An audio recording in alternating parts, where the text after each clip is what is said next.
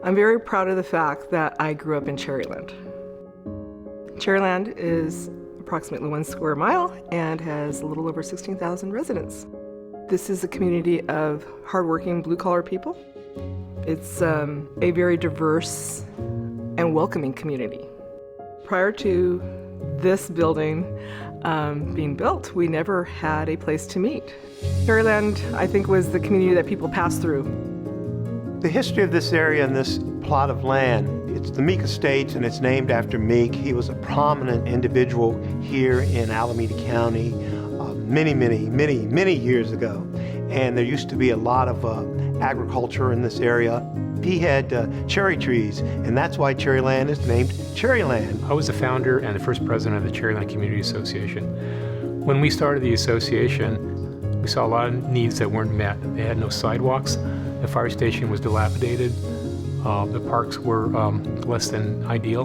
The Cherryland Community Center started out with a dream of the local community. They've always asked for a community center. This is an area that really needed it. The Cherryland community was historically underinvested in and had a history of lack of community facilities. Supervisor Nate Miley in 2007 initiated the Eden Area Livability Initiative. Ultimately, 800 community members voted on 5 key projects, and the Cherryland Community Center was one of them. I became the county supervisor in 2001, and immediately people started saying they wanted to have some type of place for a gathering. They felt that they were treated as second-class citizens by the county.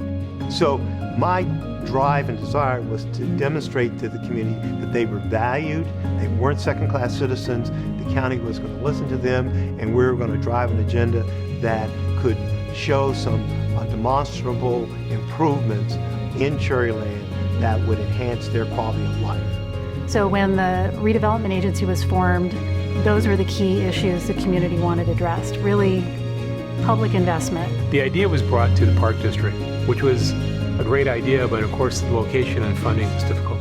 At that time, though, the Alameda County government was able to buy a parcel near the Meek Estate that was going to be used for housing, I believe, at the time. But it seemed that it would work better as a community center. And so we were able to combine forces and buy 2 parcels and have a site for a community center that's right next to the Meek Estate. The combination really benefited from their mutual relationship.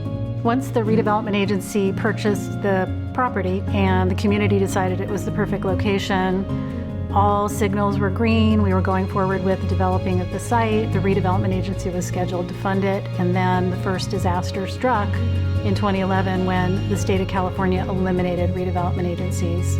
That kind of threw a wrinkle in the funding, and so it took the Board of Supervisors to reallocate funding after redevelopment was dissolved so that this project could be completed. Everything had to go back into the queue, and decisions made to what projects can come forth first. The Board of Supervisors agreed that since there was a commitment to build this project, we were able to get the Board of Supervisors to allocate roughly $90 million of former redevelopment money that we could put aside for this project and other projects. The community center is more than just a building. It reflects the hopes and dreams of the community, and as well as some of the history and heritage. It has a cherry blossom motif, and it has a design that's kind of keeping with a lot of the older buildings in the area. So it fits right into the community.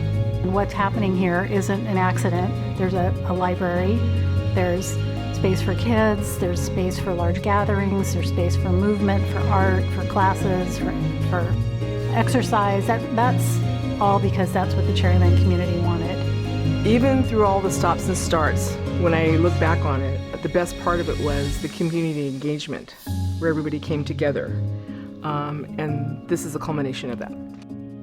I've spent most of my life going to other communities to do things, to go to events, to go to a Christmas tree lighting. We never got to do it in our area.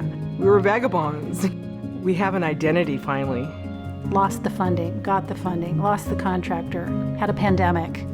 I think for the community, from an emotional and visceral level, they're going to be able to walk into this building, see this amazing space that they built for their use, I think it's going to be exciting and amazing.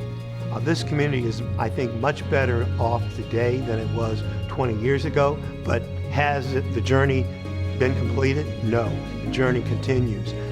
But I really feel that this facility will demonstrate to the community a sense of hope, empowerment, pride, and joy.